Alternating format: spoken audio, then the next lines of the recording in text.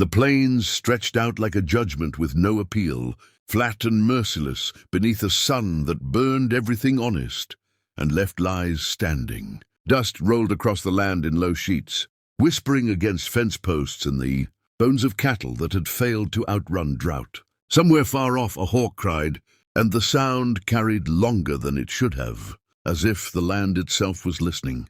Ethan Cole sat his horse at the crest of a rise and looked down at what remained of the Cole ranch. It wasn't much. A weather-beaten house crouched low against the wind, its porch boards warped like old knuckles. The barn leaned to the west, one corner sinking as if tired of standing. The corral fence was patched with mismatched wood, every plank a memory of something broken and mended in a hurry. It was a place that survived, not lived. Ethan adjusted the brim of his hat and breathed in dust and heat and regret. This ranch had buried his father, nearly taken his brother, and cost him 5 years of blood and killing he could never wash off. He'd come back with a scar under his ribs and another one behind his eyes, both souvenirs from a war he didn't believe in anymore. He nudged his horse forward. The gate groaned as he pushed it open, the sound too loud in the stillness. The horse's hooves thudded against packed earth, slow and deliberate, like they knew better than to rush a place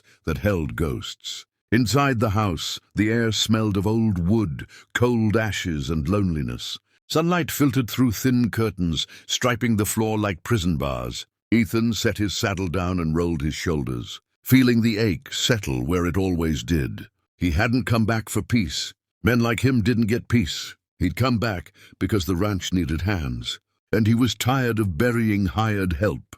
The last maid had lasted 2 weeks. She'd fled one night screaming about shadows and gunfire in the hills. Before her, another had quit when cattle went missing and men started asking questions in town. Folks had begun to whisper that the Cole Ranch was cursed. Ethan didn't believe in curses. He believed in men, and men, he'd learned, were worse. That afternoon he rode into town, dust following him like a second shadow. The town of Red Bluff squatted along the road, all false front buildings and watchful windows. Every man here carried a weapon, and every smile came with a calculation. He tied his horse outside the mercantile and stepped onto the boardwalk. Conversations dipped when they saw him. A few nods followed, cautious and slow. Inside the mercantile, Ethan pinned a notice to the board near the door. Maid wanted. Room, board and pay. Cole Ranch. The storekeeper raised an eyebrow. You sure about that, Cole? Ethan didn't turn. I wouldn't post it if I wasn't.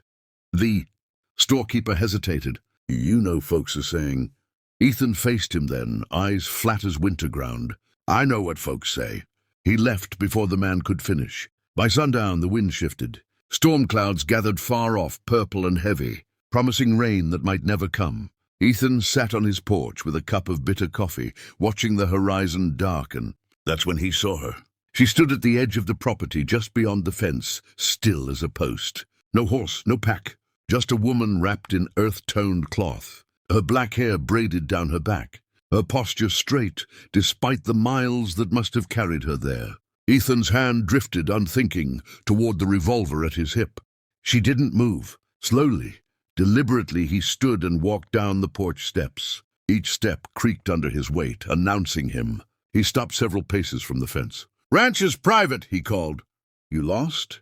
She lifted her chin. Her face was calm, but her eyes held something deeper than calm, something old and sharp and unafraid. "I am not lost," she said. Her voice was steady, accented but clear. Ethan studied her hands, empty, no knife visible, though that meant little. "What do you want?" She looked past him, at the house, the barn, the land. "You asked for a maid." Ethan frowned. "You come all this way for that?" She met his gaze. "I came to be your wife." The wind kicked up, rattling the fence. Somewhere thunder rolled. Ethan laughed once, harsh and incredulous. "That's a mistake." "No," she said. "It is an answer." Silence stretched between them, thick as molasses. Ethan felt something crawl up his spine. Not fear, not exactly, but the sense that a line had been crossed and could not be uncrossed. "You don't even know me," he said. "I know enough," she replied. "You are Ethan Cole. You keep your word. You bury your dead. You have enemies who wear friendly faces." His jaw tightened. "Who told you that?" "The land," she said simply. He shook his head. "You should go."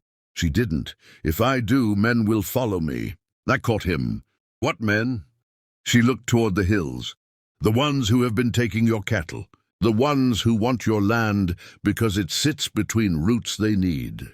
Ethan felt the evening cool against his skin. He had suspected as much, but suspicion and confirmation were different beasts. "Who are you?" he asked quietly. "My name is Ayana." He recognized it then. Apache.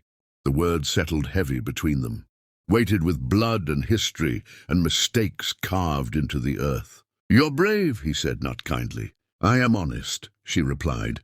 "You asked for help, I came." Thunder cracked closer now.